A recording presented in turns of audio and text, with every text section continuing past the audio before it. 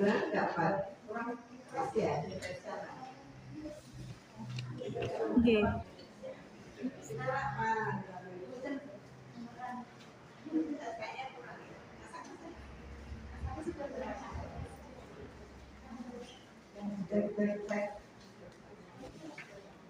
Mirip boten Bapak Ibu.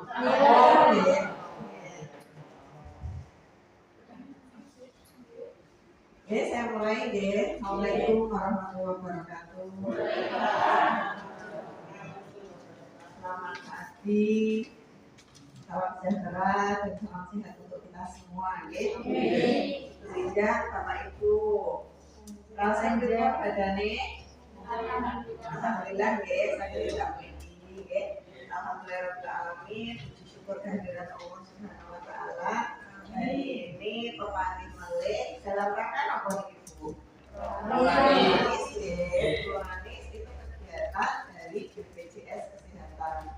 Karena BPJS itu memateri panjenengan, maka tiap bulan ada pertemuan yang namanya Ruanis. Bagi panjenengan yang kagungan penyakit DM atau penyakit hipertensi, ya monggo rawuh mriki. Makanya kalau ada sederet, ada tetangga yang punya hipertensi nopo DM, nanti biar menghubungi Mbak Heni atau Mbak April, ya. Nanti untuk didaftar atau Bu Ambar, ya. Nanti didaftar, nanti bisa pertemuan rutin, dicek laboratorium rutin. Kemudian dapat penyuluhan rutin, dapat obat juga gratis. Ngoten nggih Bapak Ibu nggih. Nah, hari ini Dalem akan mengatur tentang komplikasi hipertensi. Ini kayaknya laptopnya nganu Bapak Ibu, nggak kompatibel, jadi bikinnya di laptop satunya, ditayangkan di laptop sini. Jadi pangapunten kalau nanti ada ini huruf H-nya jadi silang nggih. Jadi pagi ini kita akan membicarakan tentang komplikasi hipertensi. Nah, sebelumnya Bapak Ibu nggak usah khawatir ya. Nanti kalau mendengar wah komplikasinya kok serem-serem ngoten ya. Jadi nggak usah khawatir dulu. Prinsipnya hanya satu. Kalau panjenengan nggak ingin kena komplikasi, panjenengan harus tekanan darahnya di bawah 140/90. Sopor-sopor bisa 120/80 ke bawah, ya. Kalau ada piantum sanjang, pas umur semuanya orang popo 150, orang popo 170, itu boten leres, ya. Sering ya Bapak Ibu, ya. Nggak apa-apa Pak. 150 wajar, bahkan ya, sering sangat. Nah, itu keliru, ya. Jadi yang namanya darah tinggi disebut darah tinggi itu kalau tensinya 140/90. Misal pula 140/80 sudah disebut darah tinggi, ya. Terus enten pasien 130/100. Darah tinggi betul tinggi. Kalau pinter-pinter makan aku. Dadose misal enten tadi, enten sederet, enten sanjang 150 rapopo itu betul leres. Yang namanya darah tinggi itu 140/90 ke atas. Kenapa sudah harus diturunkan? Bila tekanan darah itu 140/90 itu sudah menyebabkan komplikasi. Mulainya jam berapa tadi Mbak? Itu kan nggih. Jamnya Tadi mulainya jam 8. Harus dijam Ibu saat ini. Nanti saja nih kalian Mbak Heni. Apa? Mohon pengalaman ya. Tadi mulainya jam berapa Mbak Heni? Jam 8.15. Oh jam 8.15 ya. Data saya niki ya. Panjenengan boten usah khawatir. Kalau nanti ada yang namanya komplikasi hipertensi, buatan usah khawatir. Ya. Jenengan nggak akan mengalami ini kalau tensi panjenengan di bawah 140/90. Ya, makanya panjenengan harus rutin unjuk obat. Dulu saya sudah pernah menyampaikan ya. Biasanya itu banyak ya masyarakat yang mengatakan minum obat terus nanti ginjalnya rusak. Terus betul.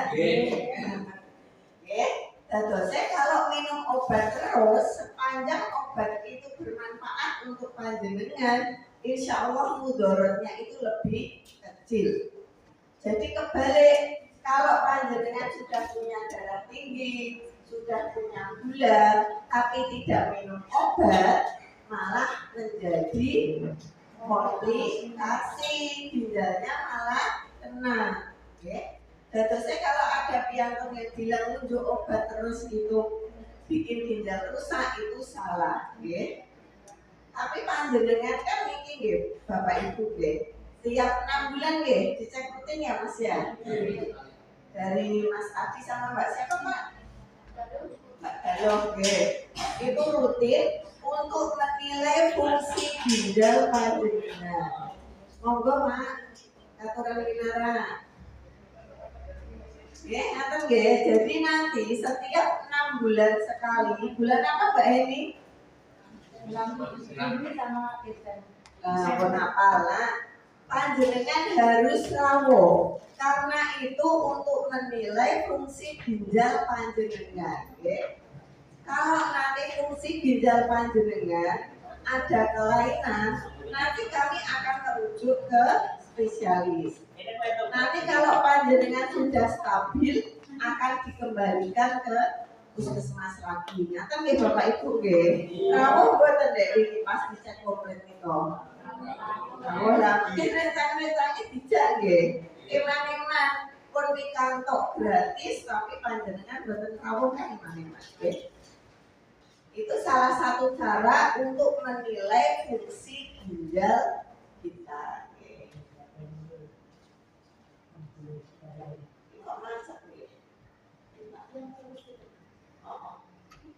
Ininya nggak macet, ininya macet.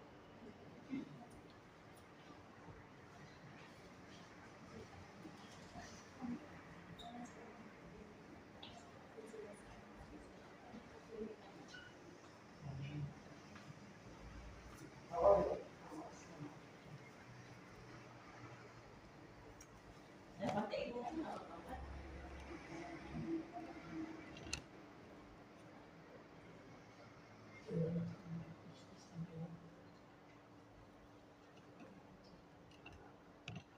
Ini tadi yang saya matur Bapak Ibu normalnya itu ini di bawah 120, bawahnya kurang dari 80. Yang ini sudah merah. Jadi diusahakan tensi panjenengan segini. Kalau umur 65 tahun ke atas itu 120 sampai 139, 80 sampai 89 itu masih bisa dimaklumi. Itu kalau 65 tahun ke atas ini Tapi kalau di bawah itu normalnya hanya ini Jadi umur berapapun kalau di atas ini berarti sudah tidak normal. Dan kuncinya satu, harus minum obat rutin. Kalau memang panjenengan dengan perubahan pola makan, perubahan istirahat, perubahan gaya hidup, tensi tetap tidak turun, satu-satunya jalan harus minum obat. Karena panjenengan sudah tidak bisa mengatur tekanan darah, jadi dibantu oleh obat. Obat itu Bapak Ibu diterbitkan itu sudah melalui penelitian yang panjang. Efek sampingnya apa, dosis yang menyebabkan keracunan berapa, itu sudah ada. Beda dengan jamu. Banyak jamu itu yang tidak terdaftar. Dan jamu itu kebanyakan efek sampingnya tidak diketahui, kemudian dosisnya seberapa juga tidak diketahui. Ya. Makanya banyak ini pasien di puskesmas itu yang gagal ginjal karena sering mengkonsumsi jamu. Ono jamu kecethit, ono jamu asam urat, jamu air mancur, terserah Bapak Ibu. Nah itu karena apa? Karena jamu itu tidak ada dosis pastinya. Okay. Yang kedua, banyak jamu itu yang dipalsukan. Kalau obat ada yang dipalsukan Bapak Ibu, tapi sedikit karena diawasi oleh BPOM. Tapi kalau jamu itu banyak yang dipalsukan. Okay. Jadi biasanya kalau jamu itu mayoritas yang mengkonsumsi rutin itu pasti ginjalnya tidak kuat. Kalau tubuh kita itu mengkonsumsi jamu atau makanan yang tidak sehat itu hanya sekali 2 kali, saya yakin ginjal kita itu bisa Bapak Ibu untuk mengeluarkan zat-zat yang tidak berguna. Tapi kalau terus menerus tiap hari diisi oleh makanan atau minuman atau jamu itu biasanya ginjalnya yang tidak kuat. Kan nggih Bapak Ibu nggih. Jadi mun pirsa nggih tensi normal pinten? 120/80. Nah, jadi itu tensi yang normal nggih. Nah, sekarang tadi saya matur kalau di atas ini terutama di atas 140/90 akan menyebabkan komplikasi. Nah, komplikasi yang sering yang pertama itu penyakit arteri perifer. Penyakit arteri perifer itu Bapak Ibu di tubuh kita itu ada pembuluh darah. Pembuluh darah itu ada 2. Pembuluh darah itu isinya yang darah ini.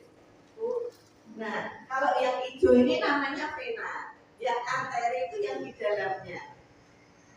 Kalau arteri itu membawa darah dari jantung ke tubuh, kalau vena ini membawa darah kotor ke jantung untuk dibersihkan di paru-paru. Seperti itu terus muter. Nah, kalau kita punya darah tinggi dalam kondisi yang tinggi terus, efeknya seperti ini. Akan jadi kaku, akan jadi menyempit, kemudian menyebabkan kerusakan di pembuluh arteri yang perifer. Perifer itu yang pinggir-pinggir. Di pinggir-pinggir. Gejalanya ada itu kebas, gerindiran, itu gejala yang ringan. Kalau gejala yang berat sampai timbul luka, Bapak Ibu. Luka yang tidak sembuh-sembuh karena ini nutrisinya itu kan yang bawa pembuluh darah. Karena pembuluh darahnya rusak, akhirnya jaringannya seperti jaringan mati. Jadi kalau ada luka itu banyak sekali macam penyakitnya.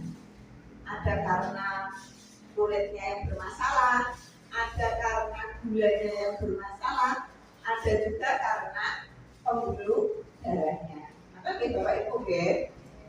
Jadi kalau ada yang luka di kaki, kemudian ada yang bilang karena terus dikasih pengencer darah juga, itu termasuk salah satu komplikasi dari hipertensi.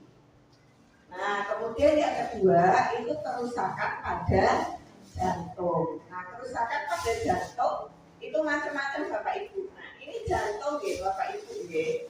Ini jantung kita.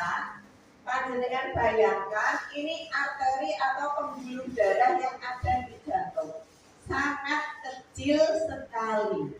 Jadi kalau ini jadi kaku, ada penyumbatan, itu na'udzubillah bisa terkena yang namanya penyakit jantung. Ada namanya penyakit jantung koroner. Itu arteri koronarianya ini terkena. Oke. Kemudian pembesaran jantung kiri. Jadi jantung itu dibagi jadi 4 ruang Bapak Ibu.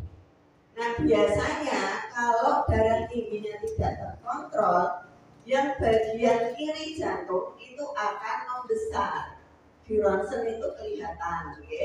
Jadi ada pembesaran, di rekam jantung juga kelihatan.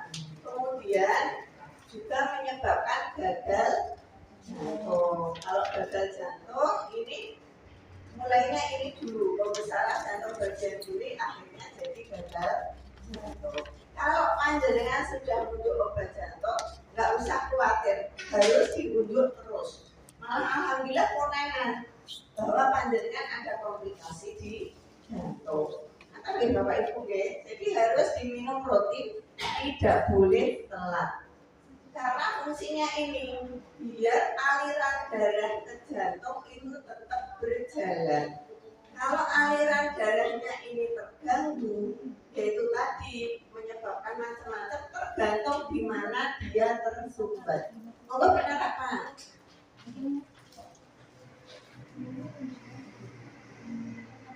Lanjutkan ya. Ini ngambil ini tulisannya error.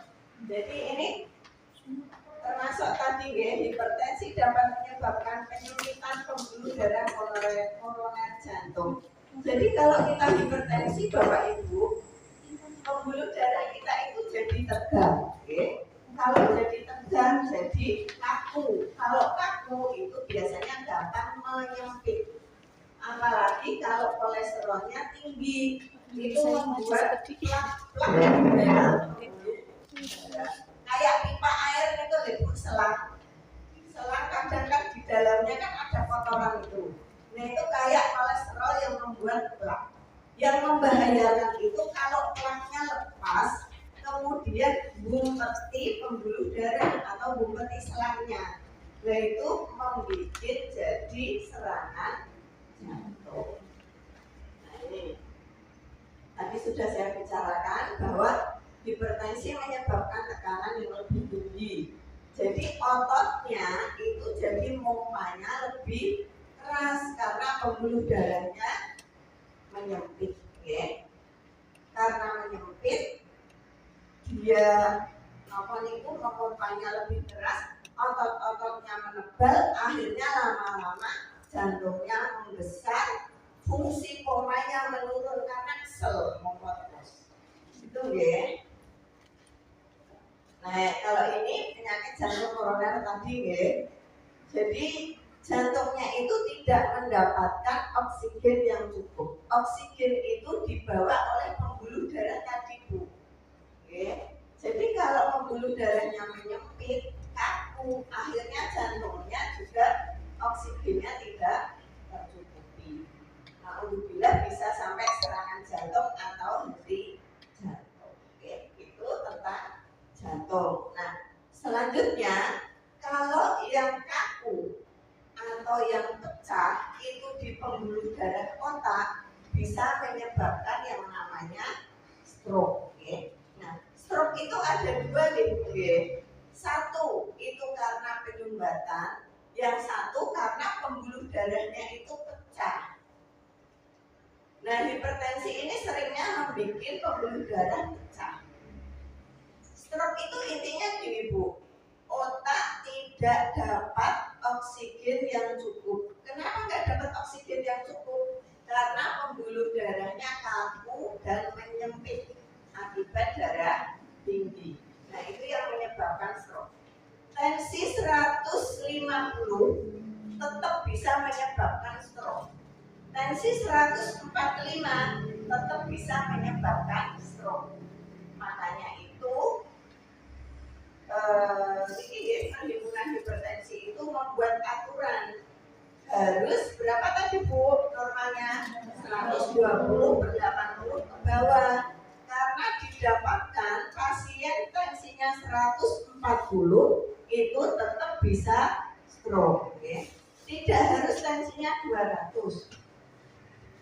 Jangan kebalik 140 kena stroke berarti 200 nggak apa-apa, jangan gitu Jadi 140 saja terkena stroke, apalagi yang 200 seperti itu. Jadi piye carane tensine awake dhewe turun itu mawon biar nggak komplikasi, Nah ini yang namanya stroke. Nah, jadi terjadi ketika tekanan darah terlalu tinggi sehingga pembuluh darah di salah satu area otak itu pecah. Nah, gejala stroke sampun kersa nggih, Bapak Ibu nggih. Jadi kadang pelu, kadang mati rasa, kadang tangan dan kaki lemah. Jadi prinsipnya kalau stroke itu lemahnya separuh, Bu. Kalau pembuluh darahnya yang terganggu di kiri, biasanya yang lemah yang kanan, itu silang. Kemudian ada gejala tambahan lain.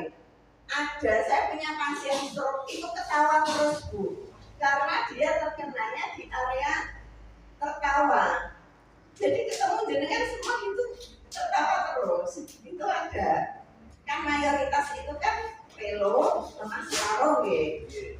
Nah, tapi ini tergantung di mana dia terganggu. Karena pembuluh darah otak itu kan banyak. Ada sing ngitung, ada sing guyu, ada sing nangis. Saya pernah menemui pasien yang satu nangis terus, yang satu guyu terus. Saya setuju. Jadi nangis terus, nggak sedih, Bu. Tapi karena yang terganggu di area otak yang mengatur untuk nangis, jadi beliaunya itu nangis terus, tapi nggak sedih. Jadi sudah nggak sinkron. Tapi mayoritas memang itu ada lemah separuh. Kalau nanti panjenengan di sekitarnya ada yang lemah separuh, langsung dibawa ke GD. Nanti khawatirnya gejala stroke. Nih, jadi hipertensi menyebabkan pengerasan pembuluh darah. Semakin lama kalau tinggi terus bisa pecah, yang disebut dengan stroke perdarahan. Jadi kalau ada juga yang sumbatannya karena apa, Bu? Karena plak lemak tadi. Mayoritas kolesterolnya tinggi, kemudian kadar trigliseridnya juga tinggi. Selanjutnya yaitu masalah ginjal. Nah, kalau tensi tinggi tidak diobati, itu salah satunya juga menyerang ginjal, karena di tubuh kita itu ada pembuluh darah semua, Bu. Mungkin jantungnya nggak terganggu, mungkin otaknya nggak terganggu. Adalah pembuluh darah di ginjal itu menyempit, pecah, juga jadi penyakit yang namanya penyakit ginjal. Memang kalau hipertensi tok, Bu, itu nggak masalah, Bu. Tapi yang masalah itu kalau menyebabkan komplikasi. Nah ini, jika Anda menderita tekanan darah tinggi, berisiko merusak pembuluh darah yang menuju ginjal dan yang keluar dari ginjal. Ini tadi sama, karena pembuluh darah di ginjal itu sama dengan di jantung dan otak, kecil-kecil. Jadi gampang mengeras, gampang pecah. Nah, selanjutnya yaitu komplikasi pada pembuluh darah mata. Bisa menyerang retinanya, bisa juga menyerang pembuluh darah yang ada di depan, Bu. Bapak Ibu ada yang pernah matanya merah, betul, Bu? Merah sangat. Oh, jenengan yang pondok niku nggih, Bu. Oke, saya masih ingat. Lah niku, Bu, salah satu komplikasi untuk mboten retina niku. Kalau yang terkena hanya pembuluh darah depan, itu tidak terlalu berbahaya nggih, Bapak Ibu. Tapi memang menakutkan nggih, Bu, ya, karena merah sekali. Jadi pembuluh darah di mata itu pecah, akhirnya merah. Bu sinten, Bu, supaya nggih, Bu Suparni nanti mondok Bu teng puskesmas karena pembuluh darah di peninggalan itu pecah. Nah, itu salah satu komplikasi yang ringan itu, Bu. Nah, kalau ada yang merah, kadang mimisen nggih, Bu.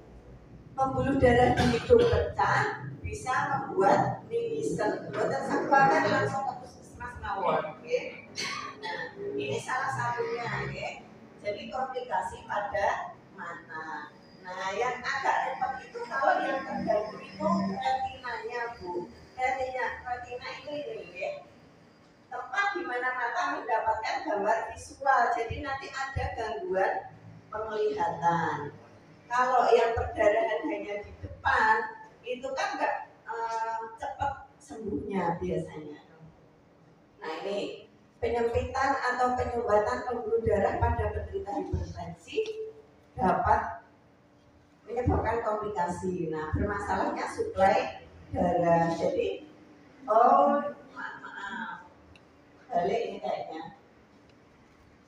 Kalau ini komplikasi selanjutnya Bu, kayaknya dibaliknya. Oke. Ada hilang satu ini.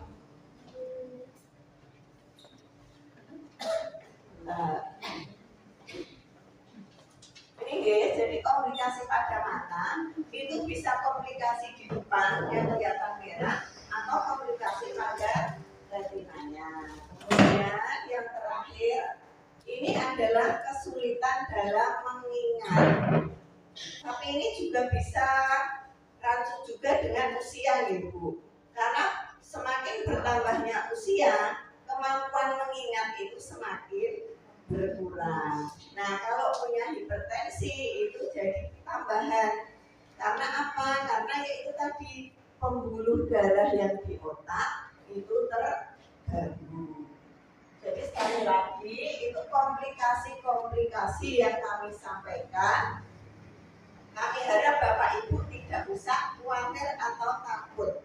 Yang penting dijaga supaya tensinya di bawah 140/90. Teng mriki sing yuswane di bawah 65 sinten nggih? Di bawah 65. Oke. Nah, kalau di bawah 65 usahakan di bawah 130. Tapi kalau di atas 65 itu usahakan di bawah 140. Syukur-syukur 120. Nanti ya Bapak Ibu ya. Nanti saya lihat untuk bulan depan tensinya turun atau enggak. Nanti ya. Jadi nanti gini Bu, kalau nanti panjenengan hari sudah hati-hati, istirahatnya tidak kurang, obatnya sudah diminum rutin, Bu. Tapi kok tensinya tetap tinggi, lah itu perlu dievaluasi obatnya panjenengan. Kalau nanti panjenengan minumnya nggak rutin, tensinya tinggi, wajar karena minumnya nggak rutin. Tapi nih mulai saat ini, nyuwun tulung panjenengan semua minum obatnya yang rutin, minum obat rutin, istirahat diatur, daharnya diatur. Nanti dilihat bulan depan itu bisa normal boten. Kalau nggak normal nanti obatnya kita evaluasi. Atau nggih Bapak Ibu ada yang kesulitan boten menurunkan tensinya. Minum obat tetap tinggi. Apa lupa? Umpamanya itu sakit turunnya kan boten ngombe obat Ampun Bu, obat itu untuk membuat tensi panjenengan tidak naik, kecuali Bu kena hipertensi awal. Biasanya pasien, saya itu kalau ketemu pasien biasanya tensinya normal, kemudian tensinya kok agak tinggi, misalnya 150/90, biasanya saya tawari Bu. Jadi niki mboten kula paringi obat riyen, tapi panjenengan dahare nyatet, istirahatnya nyatet. Besok kontrol nggih Pak. Kalau tetap tinggi, nanti saya kasih obat. Tapi kalau sudah turun, berarti dengan perubahan pola makan dan perubahan gaya hidup sampun cukup. Tapi kalau yang sudah didiagnosis hipertensi, ya harusnya tetap minum obat, kecuali panjenengan bisa mempertahankan Bu tanpa obat tetap normal, itu betul nopo-nopo.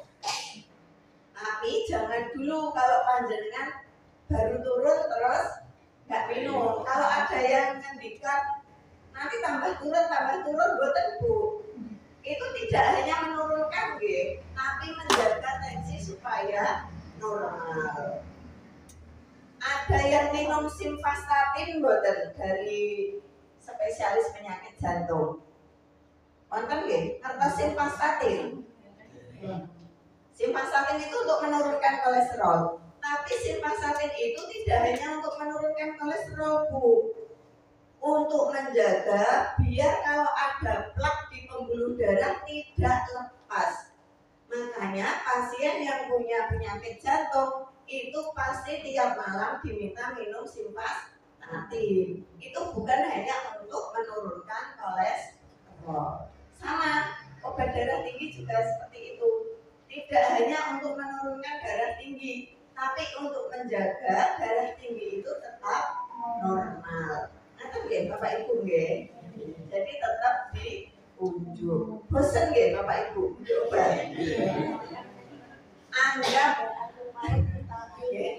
Anggap niku vitamin ngoten mawon nggih. Dianggap niku tempe. Ya bari makan tempe mboten napa-napa nggih. Jadi ampun bosen. Satu-satunya jalan kalau sudah punya darah tinggi atau kencing manis, mboten usah khawatir. Hanya satu jalan, piye carane tetap stabil. Ngoten nggih. Termasuk mengurangi faktor resiko. Faktor resikonya apa Bapak Ibu? Kolesterol. Jadi kalau kolesterolnya tinggi, biasanya diminumi obat hipertensi itu juga tidak akan bisa turun karena kolesterolnya tinggi. Jadi nanti Bapak Ibu kalau merasa sudah minum obat terus, sudah rutin minum obat kok masih tetap tinggi, nanti periksa di PU mawon di ruang 3. Nanti bilang aja kemarin sama Bu Dokter diminta cek kolesterol. Oke. Karena salah satu yang menyebabkan darah tinggi tidak bisa turun itu kolesterol yang tinggi. Yang kedua, selain makanan juga olahraga. Rutin boten Bapak Ibu? Boten. Mulai besok kira-kira sakit boten? Bisa oke. Pagi itu Bapak Ibu. Pagi itu disempatkan untuk jalan. Jalan yang agak cepat. Boten jalan ke pasar maupun ke mall nggih. Niku membuat capek nggih. Jalan yang agak cepat. Jadi kita agak ngos-ngosan tapi harus diukur. Jangan ngos-ngosan banget nggih. Bukan yang ikut yang sekarang lagi booming run 5K gitu nggih. Jadi jangan ikut yang itu. Pagi mawon jalan. Enggak usah lari Bu, jalan cepat. Jalan cepat. Tapi kalau nanti nggak kuat ya terus diturunkan. Yang kuat yang bisa mengukur itu diri kita sendiri, ya. Jadi kalau panjenengan kok merasa, aduh aku kok jadi ngos-ngosan banget, ya jalannya dipelankan seperti itu, ya. Setengah jam Bu, ya. Tapi bukan kesel. Kalau udah terbiasa nanti boten. Okay. Nanti bisa mengukur kekuatan kita itu seberapa sakit itu. Ada yang masih renang Bu? Betul. Okay. Lari mawon, lari. Jalan mawon, jalan cepat. Okay. Selain itu dahare Bu, dahare harus atos-atos. Okay. Sumber kolesterol itu dari hewani. Tapi kalau gorengan, santan itu kan bukan non hewani, itu tidak menyebabkan kolesterol, tapi menyebabkan lemak yang tidak sehat. Sekarang masalahnya banyak sekali makanan yang tidak sehat, jadi pinter-pinternya kita. Dan biasanya itu karena kebiasaan Bu. Kalau dengan sudah terbiasa nanti ya enggak masalah gitu. Tapi kalau panjenengan sudah terbiasa makanan-makanan tertentu, itu biasanya agak sulit. Nanti nggih Bapak Ibu nggih. Nanti pertanyaan boten? Boten nggih.